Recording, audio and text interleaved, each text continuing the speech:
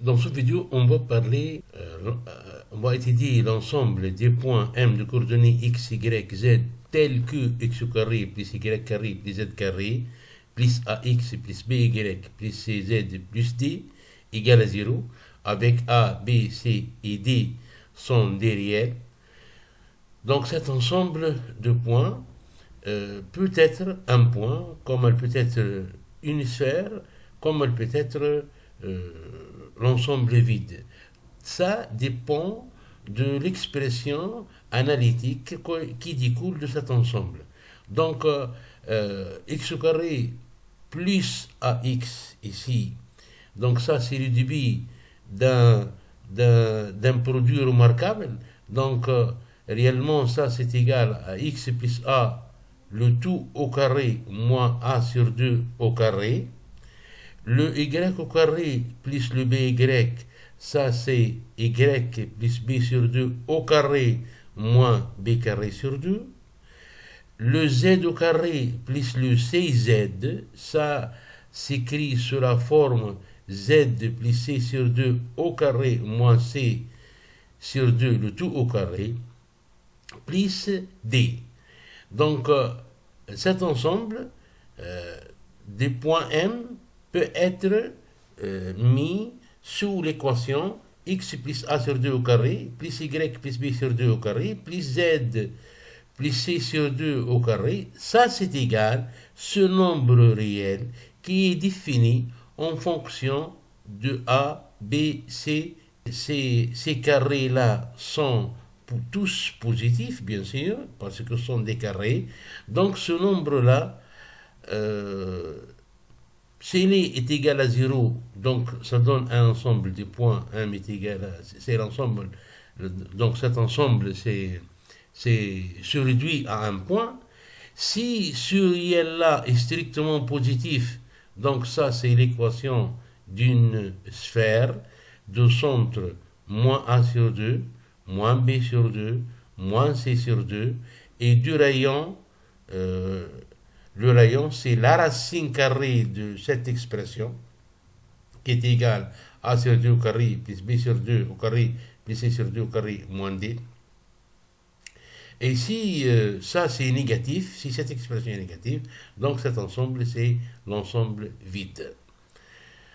Ensuite, on va parler de ce qu'on appelle l'intersection d'une sphère de centre oméga et du rayon R avec un plan d'équation ax plus by plus cz plus d est égal à 0. Donc, ici, trois cas sont à étudier. Le premier cas, c'est que le plan coupe la sphère. Et si le plan coupe la sphère, l'intersection est un cercle. Ce cercle admet un centre et un rayon. Et ça ne peut être vrai que si la distance D qui sépare le centre de la sphère au plan est inférieure strictement à R. Dans ce cas-là, le plan P coupe la sphère S suivant un cercle de centre H et de rayon petit r égale à la racine carrée de r au carré moins d au carré. Ce grand R-là, c'est le rayon de la sphère. Et ce petit d, c'est la distance qui sépare le centre oméga au plan P. Donc, cette distance d, ça c'est égal à oméga h, avec h et le projeté orthogonal de oméga sur le plan P. Si la distance d est égale à r, c'est-à-dire la distance entre oméga et h, oméga et le plan, ça c'est égal exactement le rayon R. Dans ce cas-là, l'intersection entre la sphère et le plan est un seul point qui est le point H. H est toujours le projeté orthogonal du oméga, centre de la sphère, et le plan en question. Si maintenant la distance D est strictement supérieure à R, alors l'intersection est vide. Ces deux ensembles-là sont disjointes. Donc, lorsqu'on parle de l'intersection d'une sphère avec un plan P d'équation donnée, le problème se ramène à calculer la distance entre oméga et le plan P.